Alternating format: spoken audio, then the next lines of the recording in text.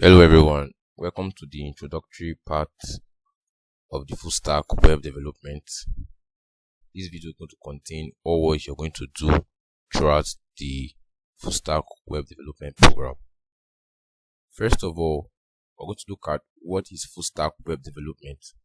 Full stack web development is the practice of building and managing both the front end, which is the client side, and the back end, which is the server side aspect of a web application, encompassing everything from user interfaces and experience to server, database, and application logic. What this thing is trying to say is that full stack web development is made up of two parts, which is the front end and the back end. I'm going to go into details for each of the parts, but one thing you should know that front end is for the client side, which is the user interface, and the back end is for the server side. The front end, which is the client side. The major programming languages in front end are HTML, CSS, and JavaScript. Understanding the front end. Like I said earlier on, the key texts in front end are HTML, CSS, and JavaScript. What's the role of front end? Front end is used for user interface and user experience. Is what the users see and interact with. Some of the frameworks and libraries in front end are React, Angular, and many other frameworks which I did not list here. Examples of front end, they include a website layout, which can be done with HTML, CSS, and JavaScript. A website color, which can be done with CSS.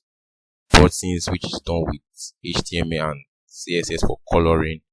And interactivity, which is done with JavaScript. Also, if you want to do a slideshow or animation, you can also use JavaScript for it.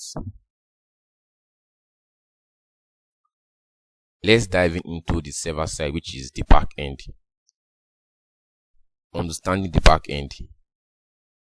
Some major programming languages in back end include Node.js, Python, which you can either use Django or Flask as a framework. Also PHP, which you can use Laravel as a framework. Rules of back end.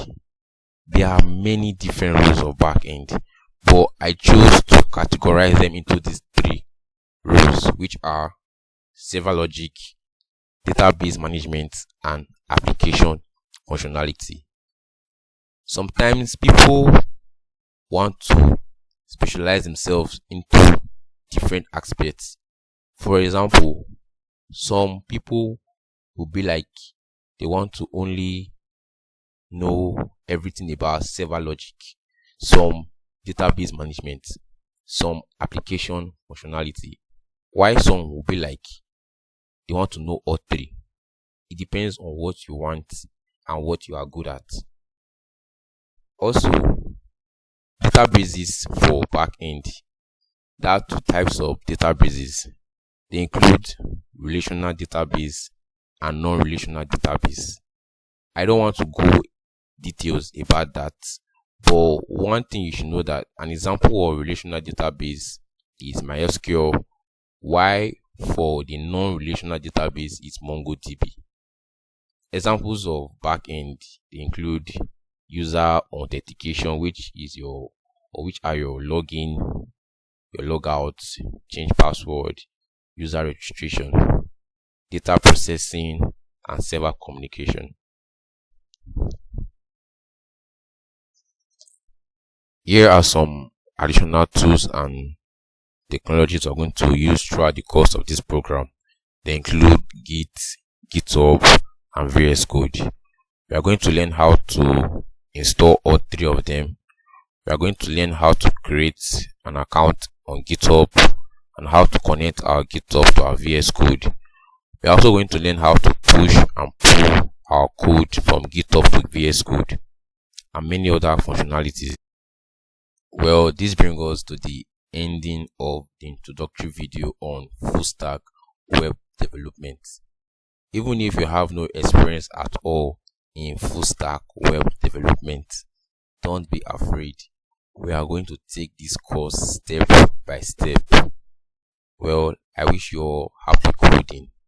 Thank you for watching.